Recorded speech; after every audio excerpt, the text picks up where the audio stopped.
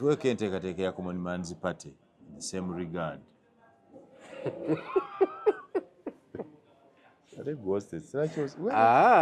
Ontunuulirire ddala ng'olabira ddala sina bwe nkuddamu. Kakati nkuddemu ki? Kati ekyo kibuuzo nkiveeko buvi. Nedda. Kuba entunuulira gy'ontunuulidde olabidde ddala nga sina bwe nkuddamu. Ate ntya nandibuuzizza. Kati nkivuddeko ekyo. Mbaze nedda. Nkitadde. Nedda pati zitegese.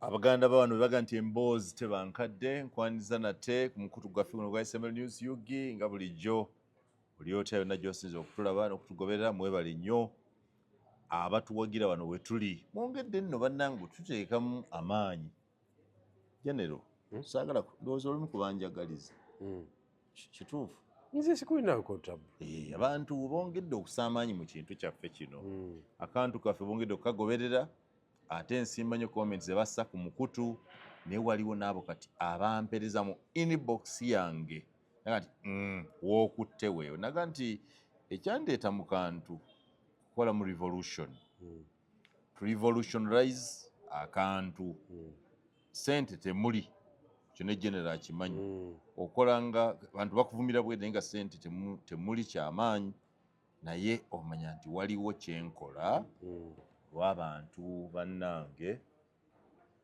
oba ne contribution gy'okoze wano we tuli kale olwaleero ate njalabandiza bwe tutyo nga bulijjo nze Sir Simon Muyanga Lutaaya mu Uganda ensonga ekutta kati we tuli kati ey'akaluko wa ssentebe wa LC1 badde ndaba ebintu bye sitegeera na kutegeera abantu abeesimbyewo ku LC1 nga bakubye ebipande bapangisa ebyuma bakuba zirale mu kyalo ekimu mwakoma bayisa ebivvulu akalukeero si wano omu ku mikwano gyange abeesimbyewo Geoffrey Kisira ekaliro yadanga nti honorable ono eryokwo ku buntu munantya kalulu onze obuntu munanga kampisyo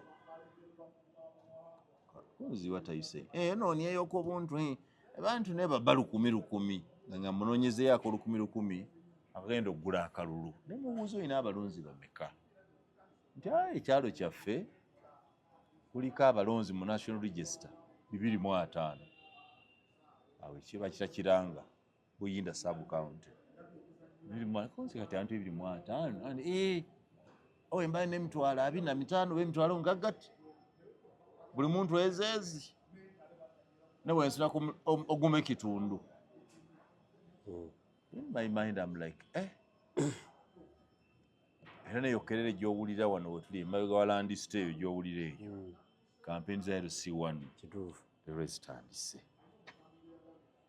I'm like scared nze ebintu bitambudde bwe bityo gwe view yo LC1 eriita first of all ogenda kulonderawo ngenda kulonda that is the fact naye ngenda kulondera Luwafu Makindye muzonye na Kinyuguzi lwaki togenda kulondera Budoola of course ndi suppose kulondera mu zone za mirundi ng'esatu oba ena kitegedde naye ngenda kulondera Makindye Luwafu kati zoni ye Bulongo nakwata vidiyo eyo n'ogigatta mu byokola nungi nnyo zoni ye Bulongo kamera zoni ye Bulongo Kamuli municipality ndi supposed okulonderayo wali amaka gange zoni ye Bunabbala Ebudoola yewabanzaala nawo ndi mutaka bane mu kitabo ky'ekyalo mwendi ng'omu ku bataka abagundiivu kakati speed genda neza border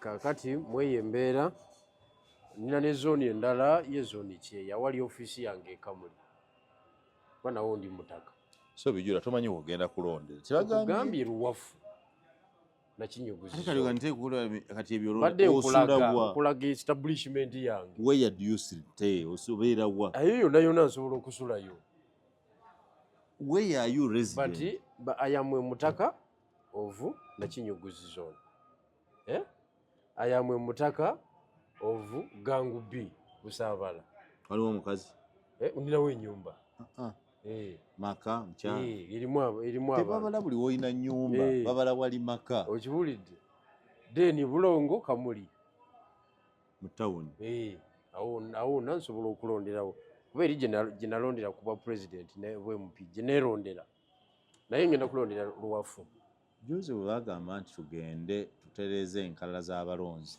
kubanga register LC1 yawuka ne register eri ya national wagenze mu yaawa wonna nagenzeewo mirundi 3 nagenze you cannot be a politician of that kinankwatira gye nalondera naye nga nja kulondera wano Makindye luwafu otidde ogenda mu kyalo ewammwe okuguma osimbe ku obudde buyinza okunkwata naye ogenze n'oyogera ku level of campaign ngeri gye zigendamu of course sikaanya office y'obwa chairman LC1 sikaanya na ngeri campaign bwe zikwatiddwamu office ekisooka ntono nnyo naye ate nga ya buvunaanyizibwa nnyo eteetaaga muntu kugigendamu nga ayina different opinion ku bataka ate bayinza mukizo wa different opinion okitegedde kakati bwe buzibu bwagenda okukola ki bwe tugenda okufuna kakati electoral commission nze kyeyalikoze kye nali nsuubira kwe kuddira ba election officers baayo mumuluka nebawa obuvunaanyizibwa okuteekateeka enkuŋŋaana z'ebyalo bakandidate ne bajja nga electoral commission yekikoze yekiteeseteese negamba nti olwokuna tulina kinyuguzi abataka banakinyuguzi zooni saawa 9 gwennyini mube nga mukoze eki mutuuse abataka bakuŋŋaane bwe bamala okuŋŋaana bakwate akalulu alonze namba emu yagusookako oba muli bameka mugukwate ng'olukiiko isi ye lufuga abataka bawulirize ebirowoozo eby'abantu baabwe abeesimbyewo n'engeri gye baagala okugavaningamu ekyalo olwo olukiiko olugwe era lubeere lukiiko lumu lumala kubanga ni atamanyi kyeyamaanyi naye okuleka bakandidate bayise ebivulu bino ebyobwemup ebyobwa president abantu bapangisiza zirandi kuruza abantu bakoze buli kintu kyonna abantu batunze embuzi mu byalo abantu batunze poloti zaabwe mu kibuga wano kyabulabe nnyo era njagala okutegeeza Simon LC zigenda okulondebwa ku mulundi guno zigenda kuba zikontana n'ebyalo in terms of service delivery kubanga buli chairman anayitamu ajja kwagala okomyawo sente ze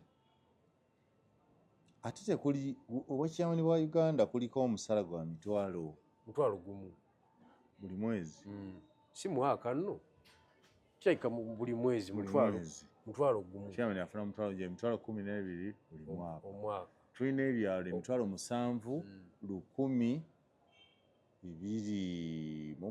something there. I should be able to get that number. Kiki ekitutuusizza wano kubanga hype y'abeero si wano bakya simanyi yagireese si bwe kibadde kibeera tuludde okulonda ni abantu beekyajinze bokka you can't blame anybody for it isi yakipulanize si bulungi that is the fact eyo approach gye bakozesezza tunagenda okumalako emyaka 5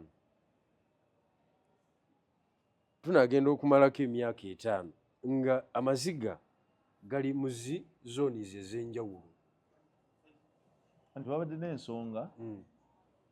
n'ensonga ey'aba chairman abaluddeko ennyo.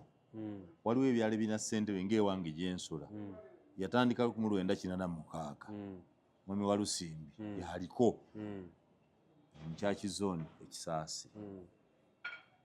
Twewunyiza nga ali myaka 93 ye ng'omuntu naye yasabye addeko naye ekyalo kikuba nga kiga nti kwoyo kwe tutava. Of course mulimu bakyamaani abayina enkolagana ennuŋŋamu n'ebyalo because office eyo eri kumpi nnyo n'abantu. Kati bainkamenti abasinga obungi tebagenda kuwangulwa. Bainkamenti abasinga obungi bagenda ku retaininga ebifo byabwe kubanga office eyo eri kumpi nnyo n'abantu, bagyetanira nnyo mu buweereza bwa gavumenti. Naye obuzibu bwe buli omuntu azze asupendize $25,000,000 kwero si wano kisoboka kubanga liwo yagabye ambulance embalala ayagala bakyamundi wa kyalo yabawadde ambulance. Kitegedde kati oyo ogenda mugamba ki ng'akusabye $50,000 akukolera ebbaluwa? Okiwulidde omusajja wuuyo weekalira akugambye nfunirayo emitwalo emeka, nfunirayo ngabe ku munnyo yansa ya 25 ng'abaze buli kalulu 10. Kati ebyo ebyekyavu by'ebusoga mbuuza nzimuwe sizimuwa. Oteekwa zimuwa oba oyagala ayitemu. Nzimuwe oba toyagala ayitemu era tajja kuyitamu. Onsemba nzimuwe tewali kyakukola kyekirimu nga bwe nzimuwa mba mpagidde kyakola mba muwerekeddeko. Anti that is the new model, the new normal.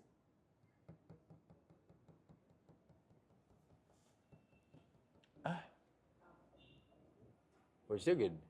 Kakati eno zooni gye tulimu wano ku Landista e Makindi owulidde ebidongo ebiyita mpulira okusaakanya okuli wano omusajja apangisizza emmotoka taddeko ebyuma kuliko abazinyi akola drive within a village akuba akakadde olunaku sikamu wano mu kibuga e Makindi bala bubiri ekitono ennyo kubanga bamu bamala wedda bawunzikira ewaka tusinkane ewaka balye ne ku mmere ekyemisana.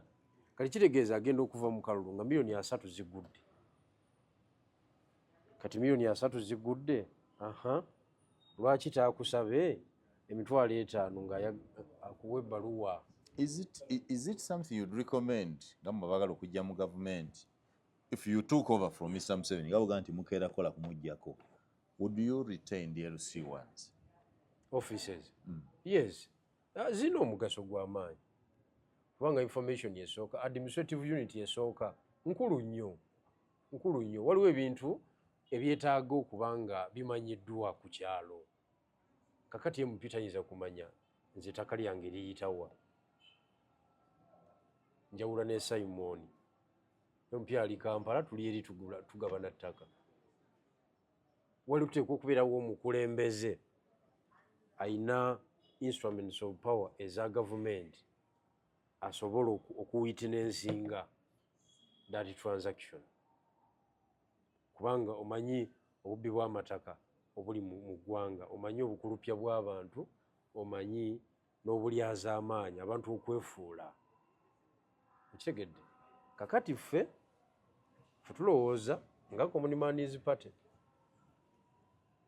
ffe tulowooza nti isi yakutte bubi ekintu kino, yabadde ina okufuga enkiiko eza rallies abantu waleme kubeera neegaana n'ebinankanya ebyo ebikujjuko abantu okusanyuka yali baganye. Kubanga nze nkubuulira wali nakinyuguzi omanyi omuliro oguliwo, kati nakinyuguzi wengenda okulondera incumbent baali bamupangidde Mwami Rashid na Lumoso gwavuganya naye mu kiga alina esente empya n'enkadde yali amupangidde bamukwate aleme kunominatinga. Kati olwo olukiiko lwe yalimu alayinga strategy mwalimu agenti woono agamuwa nti owaayo omanye ekisaliddwawo nti ye ono yakolaganye n'abasirikale ba CMI bagenda okukwata bakuteekeko ebisangosange by'emundu togenda kwewandiisa. Kati ono Rashid kye yakola kwefuula atabitegedde ebyo nijiyasula tewali amanyiyo kumajja akakiiko k'ebyokulonda kabaka akagira bwe kati nga yeyasookawo kati ono yali amutegedde eno yasookawo ne yeewandiisa kati aba drone zennyini zino ezikwata ebyo byobufuzi oli gye yakozesa okumanya ebyobufuzi byayonoonese aba drone baba bakatuuka bwe bati ng'omusajja afuuse candidate era ne bamunywa ne bamukuba mu drone ne bamutwala naabula ennaku ezi twogera ku bituufu njogera ku zooni mwengenda okulondera drone ng'enoonya omuntu eyeesimba yes era yamunywa nga bamuvunaana ki anti bamala ne bamuwanda buwanzi naye omanye fitina gye kyaleeta ku kyalo ekyo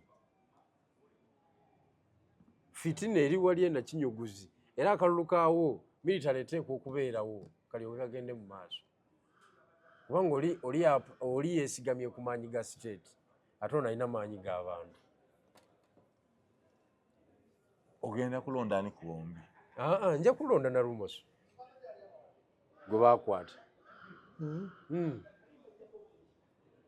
gwe ngenda okusimba lwaki weesulika nnyo mu bintu bwe bityo kubanga obala bamukwata omanyi nsonga ze bayinza oba bamukwata alina emisango bamutabuti era ng'ono yalaba ekyalo kyonoonese kiweddewo nga naye takyalina waayogerera ne bamuta kati oli bamuta ajja atuuka ku kyalo ensi n'ensi neekuŋŋaana bweti okumukulisaayo amabuuzu kati olaba obwerosi wano we butuuse nti abantu baagala kuttingana ekyo kijja tuwa obuzibu kati kiba kitegeeza isi eba kukontrolinga process yalibadde esevuriza ebintu bingi yalibadde nga ne fitina ku kyalo si yamaanyi nnyo ordinarily biki bandowooza nti bwe bwandibadde obuvunanyisa obukulu obwa ssentebe w'ekyalo ng'ovudde ku bwa gavumenti eriko gwe if you had to advise on how to improve it kiki kye wanditaddeyo what do you think should be the core ssentebe w'ekyalo yandikoze eki oba bwe biri weewo ekisookera ddala kwe conductinga meeting z'ekyalo kubanga buli omu conductinga meeting y'ekyalo katugeze buli mwezi wabaawo meeting y'ekyalo emu okay meeting ezo ze zivaamu enzirukanya y'ekyalo ennuŋŋamu because nebiba byabufuzi era nabyo bisibuka mu meetings kampu yonna etatuula kubaganya birowoozo inside tesobola kubeera nywevu political nga gwokola bukozi bya bufuzi bakumenya mangu kakati chairman kisookera ddala ateekwa okuba ne meeting y'ekyalo buli mwezi ng'ate ebeerayo ku weekend ng'eri compulsory okugikola ki okugibeeramu fe abataka okisobola ekyo enakinyuguzi oba kikola okisobola ate kati webeeberayo ku weekend why not yes ekyo kikulu nnyo kiyamba ekyalo okumanya tuyimiridde tutya obukulembeze bugamba ki biki ebiva mu gavumenti tulina buzibu ki ku kyalo waawali ababbi koona ki abayayi we bakola ki we bateegera mu miitingi omwo ng'abeekyanga kyonna bakitegeera ne bakitegeera bulungi nnyo naye kati tubadde n'obuzibu nga meeting tezituula ez'ekyalo abasinga tezituula in fact enkiiko z'ekyalo zasigala ssentebe ne kasitampu k'ewakaawo okutuuza olukiiko sitampu kasoojagala eri wa chairman ate nga sitampu y'ekyalo ebeera na sekuyitale sekuyitale ye kasodiyani waki ow'oluleese sitampu ebeera wa chairman lwaki bakikola kirina supposedly kubeera bwe kityo to divide powers nti chairman buli lwataba naki na sitampu ng'eri waki wa sekuyitale wabawo ensonga eyeetaaga sitampu yonna olaba sekuyitale naye wagiyingiramu aba witnesses obulambulukufu bwayo ne bweyongera okubeerawo naye kati bakyamaani bonna bafunze ebyalo atambuza n'abakyaliibe atambuza ne gwakkaanya naye abalala bonna tebabiwuliza n'olw'ensonga eyo ekyo kyo kigenda kuleeta ki ekyo kyo kyetaaga okubeera answered mu kalulu kano. njala kutunulira General Moses Bigirwa ayagala okukivuunika ayagala kikwata akeera okwagala okuyiwa jjajja. By yesterday NRM yadde deployings abantu abanene headquarters muri region. For example Greater Luweero kuwa example Greater Luweero wano waliwo Kiwanda Suubi Godfrey mukwano gwo eri mu Bukedi Busiya Namayingo that side bataddeyo Rogers Mulindwa mu Buganda Mulumyu Haruna Kasolo n'abalala ng'olaba nti yo NRM n'obwaero si wano ku kyalo babutaddemu amaanyi babutaddemu ensimbi obuwumbi 20 by report 20 billion was released conductinga kulonda mu bitundu ebyo. Tuweke enteekateeka ya Common Man's Party in the same regard.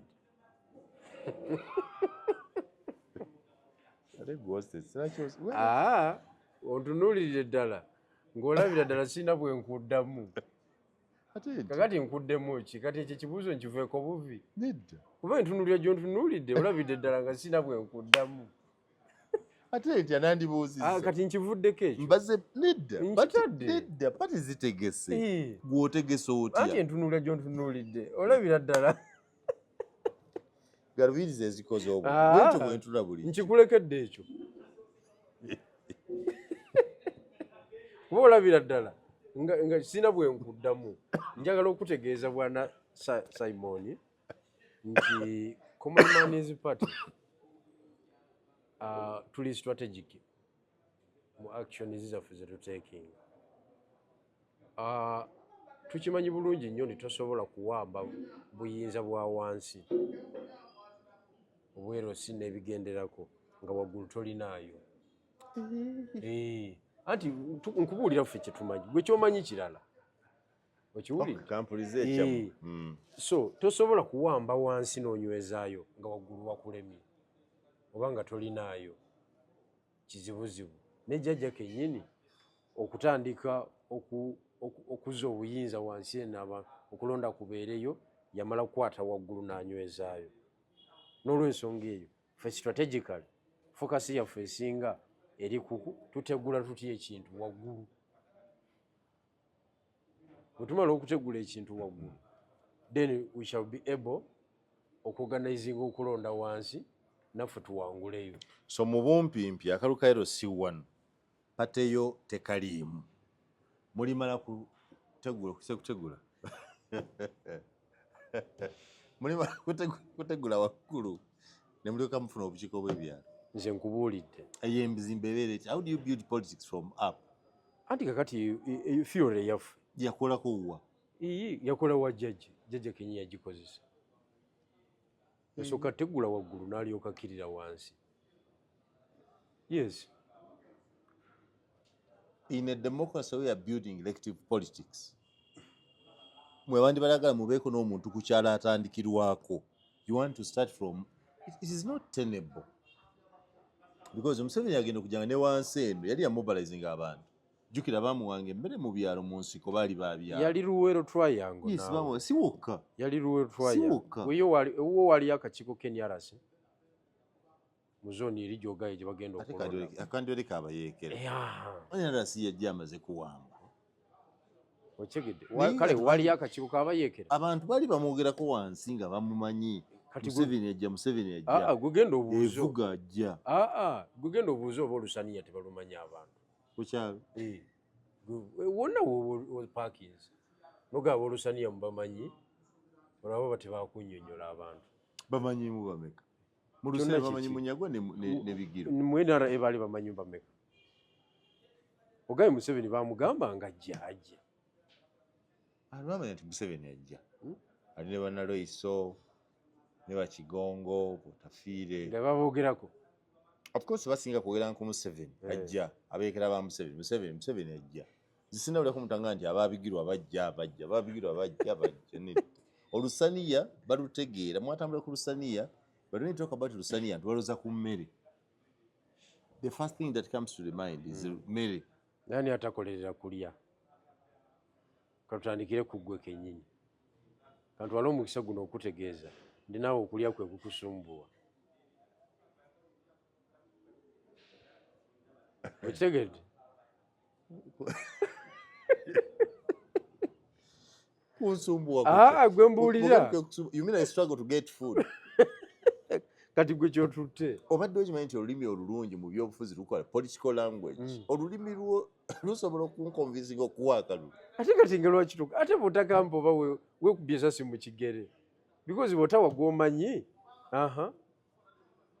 Kati oli awo strugglinga oli mu PLU ne ku periphery. Because tebakumanyi. Nakugamba jja tuzimba Olusaniya singa tuli wala. Nga gwe National Organizing Secretary.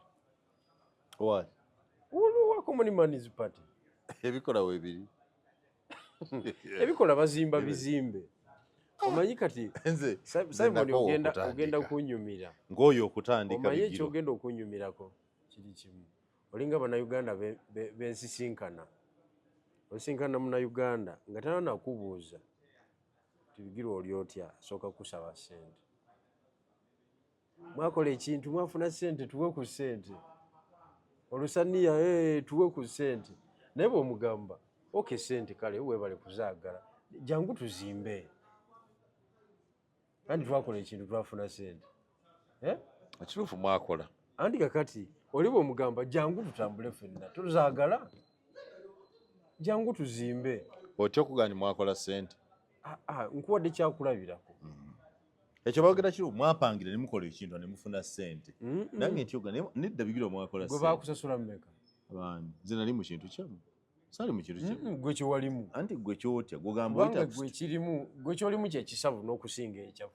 Gwe wafuna mmeka? Bigirwa. Ongamba obeera ku street. Bw'ongamba wano ekyo obimanyi. Abantu ku street bamanyi mwafuna ssente. Mwakola ekintu ne mufuna ssente. Nze sizirina. Munyagwa teyakuwa ssente. Yazijjawo. Yazifuna? Bulya byogamba. To the best of my knowledge, it is an official position mu Common Man's Party tewali alina ssente. Temwafuna ssente. Kakati ebirala gwe by'oba omanyi biba bibyo. Era bw'oba olina evidence ku kyo mutuleetere. In fact twateekawo n'akakiiko akanoonyereza ku allegations ezo mu Common Man's Party. Kakulirwani. Wanti wakyamu. Because it is a classified operation.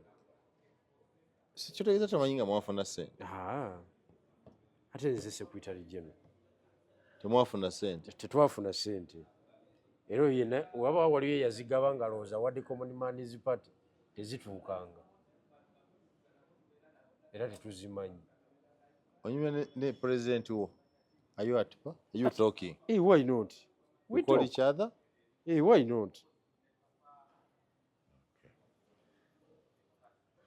Anyway, so basebo ne banya mukitegedde nti bo bannaffe abawa Lusaniya mu kulonda kwa ssentebe obw'ebyalo tebaliiyo. Mwetuli strategically. Ate strategic. Byenjogedde byonna bibadde ku strategic level. You are contradicting yourself. Byenjogedde byonna bibadde ku strategic level. Ogambye mulimala kuwamba waggulu. Anti that is a strategic move. Kitegeeza tukyasobola n'okuyita mu kalulu kano ne twambuka. So temulinayo official candidate wa Lusaniya mu kalulu kano? Gye bali. Bigiro. Kambuli municipality yonna ejjudde ba candidate. Lwaki ontwala ng'ow'ekikumi? Ongambye mmwe mu kano temuliimu. Mwagala malo kiwamba waggulu kiteggula olyoke mudde ku. Tugenda keetabamu mu mbeera yonna gye kalimu. Naye fokasi yaffe esinga nkubuulidde weeri. Weewo. Naye nga bamemba baffe tubagaana kabeeramu. so banaaba beesimba beneesimba ku kaadi yammwe butereevu. wabawadde stamp Stamp twa decentralizing obuyinza kuba siyinza kubeerawo nenkubirako owentunga mu nze nga secretary general tukozesa branches zaffe. okay branches zammwe of course ziri mu bitundu bitono branches zokka eza common man's party ziri kamuli ewuwo tewali walala. You cannot find a common man's party structure in my village Kaira not even in Kisasa. They are not there. Kati you are saying what you are talking about ninayo council district Mulamba Jove Kaliro kati ogamba otya nti tuli wide nga lulawuwo nalulasewa ERF ye leader of opposition mu council yaki leading himself because he's alone mu council ye Kaliro district.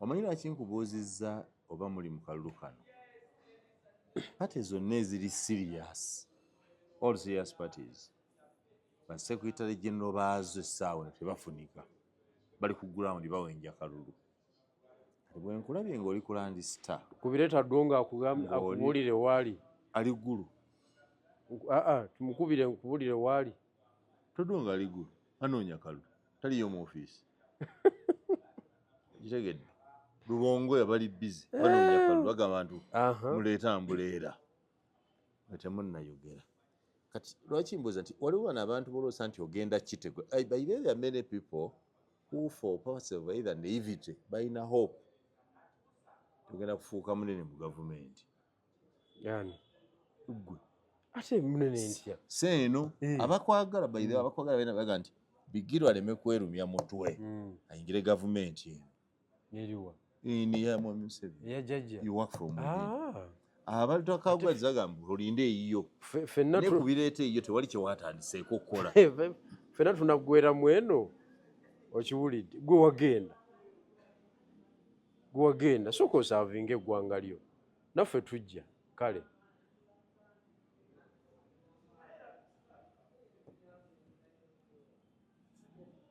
owuli oyagala gavumenti naffe tujja kujja so mu pulani yoga nti oyagala kukitegula kiki ddala muli kyoga nti ekyo ddala oli mativu nti kisobola okuyamba okukitegula if you cannot take part in the LC1 elections you do not even know how they are running you even have no official statement on the same office eno gyebakolera secretary general nze nga muyanga honestly speaking sinnakufiiringa mu ofiisi eyo siraba kyokolamu bamemba baki ate gwe oli memba olaba nange bwengamba okuanalyzinga Pierre gye wagenda ndaba nga temulina kye mwakoze nga tewali kiriwo kujjako okuvuma abantu n'okutyoboola offices kati naye sikwewuunya butandabawo so okuvuma abantu is part of our delivery n'okutyoboola you can say that to a grouping like ours nti omulimu gwetakola gwolaba kwa kuvuma abantu n'okutyoboola and you say that kutyoboola kamera hiye temwatyoboola speaker temwatyoboola speaker muki special envoy naye omanyi special envoy kafuuka bulijjo nnyo mwe kemwawa speaker special envoy abeera omukungu ow'ekyama Betty Kamyawane yasobola kubeera special envoy mu ofisi ya Besigye ng'ebifo biweddewo era baamuwa kumubalansinga osaanye okijjukira bulungi ebyo byobufuzi byawo mbijjukira bulungi tombuzaabuza ebifo byali biweddewo ku nneeke Besigye n'agamba nkoze ntya namufuula special envoy mu ofisi ya president naye teyamutumayo wadde omulimu n'ogwo waliko special envoy wa Sejjusa wakoleyo ki nze saali special envoy nali political strategist ku desk era yatambula bulungi nnyo ekintu twali tukiyiye ye yatya okwogera ekigambo ekisembayo so oli mumativu nti muli ku on the right track nti bitambula according to you ebintu inshallah bitambula bulungi so mukalukero C1 temuli mbasibu ne bannyabo General Moses Bigirwa y'omu ku banene bammwe abazimba okutwala gavumenti empya. Olwa bbalaza lwa sabiiti eno abakulembeze n'abataka bonna abasinga obungi banaaba mu kulonda. Abaddewo Kaluma Nywera ow'amaanyi ennyo kulonda kuno ng'amubaga nti bassentebe b'ebyalo bandirondeddwa kusinziira ku busobozi awatali bibiina. Kinaaba kyabulabe chairman omu okuwangula waliwo balowooza nti ekyo ekibiina tekyamuwagidde era nga kiri nyuto. Wadde bwekyo ekyandibadde nga bwe baagala yo NRM eri serious eri mu kaweefube mobilization wanju ku nju olwa nti bassentebe b'ebyalo baba NRM. Bannaffe bano abaolekera ku muzeeyi owulira bwe boogeza ekirimi tujja bikola tujja kola nga tuwangudde. Geno bigulaza nti balirondero C1 yaabwe nga be bali mu buyinza. Kitegeeza from his own admission Geno Bigula accepts that they have no capacity to engage Mr. Museveni at even the village level or dislodge him at that level.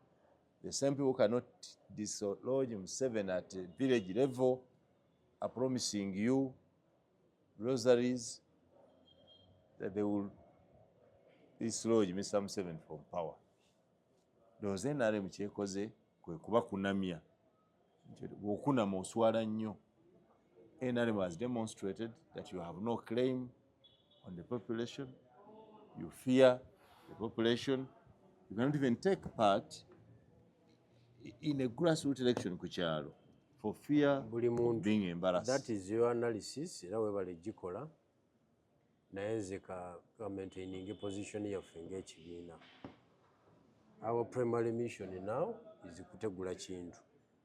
Tukitegula tuva waggulu ne tukkirira wansi. Strategy ya wansi kudda waggulu tugimanye obuzibu obugirimu. N'olw'ensonga eyo tujja ku mulamwa. Nibwe nkomaawo. Osobola kukoma. You intimidate me by your statements. You seek to intimidate me. No. I think the hardest thing you have found is that I'm not easy to intimidate. That you know for sure. In any area you don't have real answers. Why don't you accept it? I have no answer to that. Because you're saying position ya engagement. Temunnatuula. My answer is temunnatuula nga kibiina. You don't see it. Kati gwe bagambye buli meeting ebeera mu mawulire. Tuziwulira. Ate obeeza State House tuzitegeera. Nitugafulumya. Omanyi z'otamanyi obungi bwazo. Ezaawo. Ezibeerayo mu State House. Kati abamulabye ejjo obamanyi. Nga mulimu n'abooludda oluvuganya. Waliwo meeting. Jjajja yadde mukungubaga ate bamulabiddewo. Waliwo meeting. Yabadde mukungubaga. Waliwo meeting eyeetaaga amawulire okugiraba. Newabeerawo meeting eteetaaga mawulire. Okay. Amawulire gaali gwe mulalo wantuula ddi. Ate nga sekukyajja esobola kunafuya kibiina kutuuka kweyo. Bigirwa. At the activities of political parties separate. Sijja kugamba. Oyagala kukola ki? Oyagala kundipootinga? Enkiiko z'ekibiina za kyama. Ezaffe za kyama. Why? Ziba za depending on ziba za kiyeekera. Depending on the agenda item. Brother, this is a political party. Are you a political party or some We are a political party. How do you say political party meetings are separate? What party are you building? Olibuuza nga tumaze otuuka. Tujja kuddamu nga ndi buno obusajja bulijjo buli wano bwe okiwulidde. Tumaze okutuuka. Nga tumaze otuuka tujja kuwa ansa. Era oyongera okwebatiza n'okubatiza abantu nti mutambudde. Bigirwa. Onsanyusa. The confidence you have. What's the training? N'ekintu ky'olaba nga tekiriiwo. Museveni ebintu bye yakakola olwaleero ku saa zino ze tuliko naawe bye wakola bikompeyaringe. Kiki ky'okoze leero ekijjako gavumenti kujjako tubadde wano mu kantu. Ogeragere Museveni byakoze mu budde bwemu ebimunyweza gavumenti ye. You can never compare. And I do not know why an intellectual like you. Anti kati gwe tomanyi ebintu ebiviirako okukwata gavumenti tobimanyi. Kati gweogendera ku bino ogenda nabikujjuko bino kati byolabye ebyobwerosi. Obadde oyagala tukuberaala ekaliro ssebo olabe olusaniya nga lutumbiza ekaliro We don't need to go to Kaliro to capture power in Kampala. Huh? We don't need. We don't. Abamu bajja biwulirira ku leediyo nti why obusajja si bwe buliko olowooza kati mwe mugenda biwulirira ku leediyo you not participate because struggle ina weetuuka ng'etambulira ku level ya waggulu nga kizibu okukola ki nga kizibu gw'omuntu wa bulijjo okakinga apu n'ebigenda mu maaso. Onsanyusiza nnyo nnyindira kubanga amanyi buli kimu kiba n'ekirungi kyakyo. I love your consistency in self-deception. Mwiru yatugambanga, member wa parliament gwata Paul Mwiru yatugambanga nti you create your own lie and believe it. Ekyo sijja kidda. That's what anti Mwiru yatugambanga. You create your own lie and believe it. Ng'omanyi nti gwe wataddewo ekirimbo. Kakati Ate n'okikiririzaamu. Ati kakati kyembuuza. Furasi wiye pate kyogala twali gyesalinga kola ki? Kulima mboga. Lwaki oyagala tukubuulire kye tuliko? Because you register the public to take power. Now, power at one what level, are the ways? you are skipping. What are the different ways Bigiro, you have no representation in parliament. Constitution and unconstitutional. Temwina representation in parliament. Oyina kansala omu yekko weggwa. You have actually one official in local government. Yonna out of 146 districts, oyinayo ngalula omu. What? You are not at any sub-county, you are not at any parish, you are not at any village. An opportunity comes to wake you up. Mubene representation ku byalo oluga nti strategy yaffe endala tugenda kijjirako eno waggulu capacity gy'olina eyo genda ebudoola oba nekyokola togikozesezza oyagala okugjako wa waggulu nga byalina byonna tolina kwadde 10%. Are we serious? We are very serious. Eyo tugikomezaawo bwe tutyo.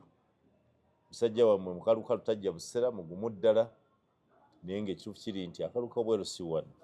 NRM emaze okukateekerateekera abantu baayo era NRM ewaga nti kano ko balina okukatwala kikumi ku kinnaakyo. Bwe kinaaba bwe kityo NRM newangula akaluko bwa ssentebe bw'ebyalo kinaaba kitegeeza nti bannaffe abagamba bulijjo nti balina kye bakola tebalina kye bazimba. Ne General Bigirwa nga bw'omulaba naye opposition alina yakakalubiriza jjajjaga nti kino bwe kiba tikifunyise tetuva wano. Nobody is ready kwanganga jjajja to fight his thing.